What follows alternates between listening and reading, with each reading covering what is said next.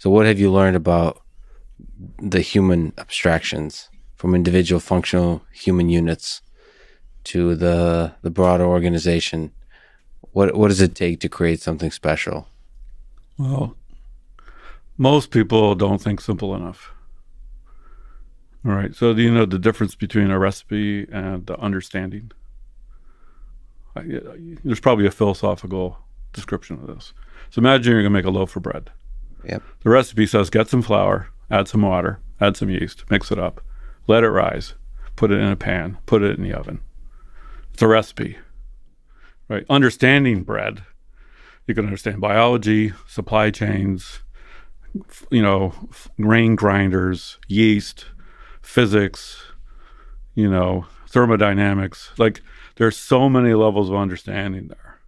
And then when people build and design things, they frequently are executing some stack of recipes, right?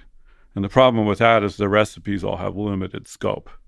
Like if you have a really good recipe book for making bread, it won't tell you anything about how to make an omelet, right? But if you have a deep understanding of cooking, right, then bread, omelets, sandwich, there's a different, way of viewing everything.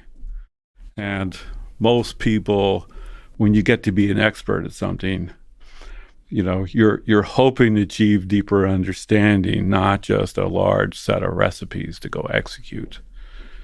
And it's interesting to walk groups of people because executing recipes is unbelievably efficient if it's what you want to do. If it's not what you want to do, you're really stuck.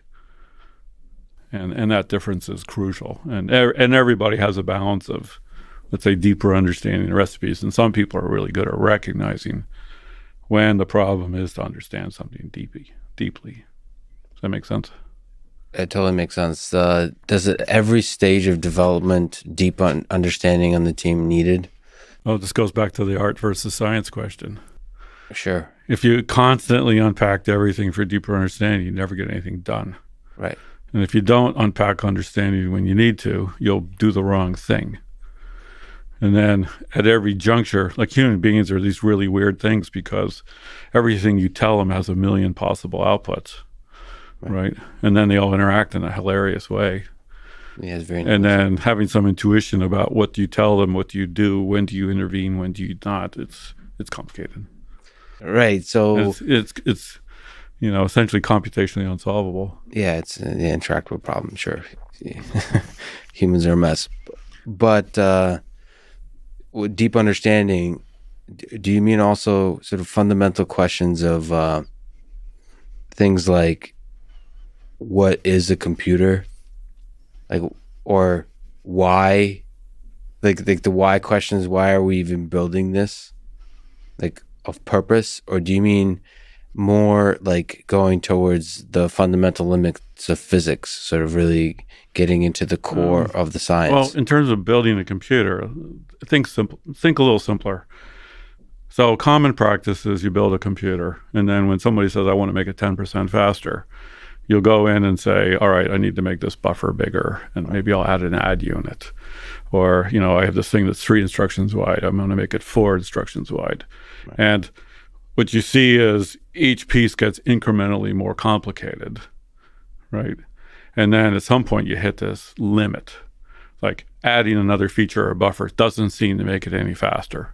And then people will say, well, that's because it's a fundamental limit. And then somebody else will look at it and say, well, actually the way you divided the problem up and the way that different features are interacting is limiting you, and it has to be rethought, rewritten, right? So then you refactor it and rewrite it. And what people commonly find is the rewrite is not only faster, but half as complicated. From scratch? Yes. So how often in your career, but just have you seen as needed, maybe more generally, to just throw the whole thing out? And this is where I'm on one end of it, every 3 to 5 years. Which end are you on? Wait. Rewrite more often. Rewrite. And 3 to 5 years is...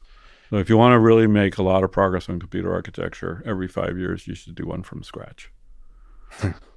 So where does the x86 64 standard come in? Or how often do you...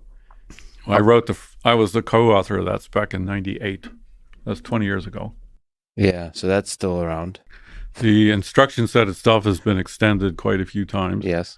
And instruction sets are less interesting than the implementation underneath. There's been, on x86 architecture, Intel's designed a few, AMD's designed a few, very different architectures. And I don't want to go into too much of the detail about how often, but there's a tendency to rewrite it every 10 years, and it really should be every 5. So you're saying you're an outlier in that sense Rewrite more often. Rewrite more often. Well, and here's Isn't that scary? Yeah, of course. Well, scary to who? To everybody involved, because like you said, repeating the recipe is efficient. Companies want to make money. Well, no, individual engineers want to succeed, so you want to incrementally increase the buffer from 3 to 4. Will increase so this is where you get into diminishing return curves. I think Steve Jobs said this, right? So you have a project and you start here and it goes up and you have diminishing return. Yep. And to get to the next level, you have to do a new one. And the initial starting point will be lower than the old optimization point, but it'll get higher. So now you have two kinds of fear: short-term disaster and long-term disaster. And you're grown-ups, right? Yes. Like, people with a quarter by quarter business objective are terrified about changing everything. Yeah. And people who are trying to run a business or build a computer for a long-term objective know that the short-term limitations block them from the long-term success. So if you look at leaders of companies that had really good long-term success, every time they saw that they had to redo something, they did. And so somebody has to speak up. Or you do multiple projects in parallel. Like, you optimize the old one while you build a new one. But the marketing guys are always like, promise me that the new computer is faster on every single thing. And the computer architect says, well, the new computer will be faster on the average. But there's a distribution of results and performance, and you'll have some outliers that are slower. And that's very hard because they have one customer who cares about that one.